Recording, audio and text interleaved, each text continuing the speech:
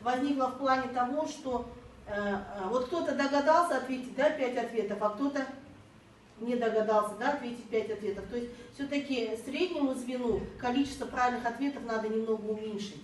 Я так думаю, до 3 правильных ответов. Так же сделать? Потому что ребенку тяжело это найти ответы. Да. И мое вот такое личное предложение нашего МУО, вот такое.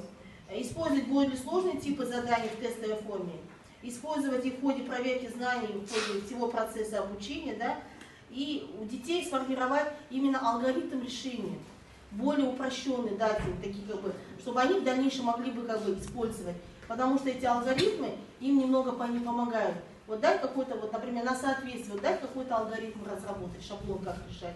Те же самые на соответствие тоже дать им шаблон, чтобы скорость вычисления была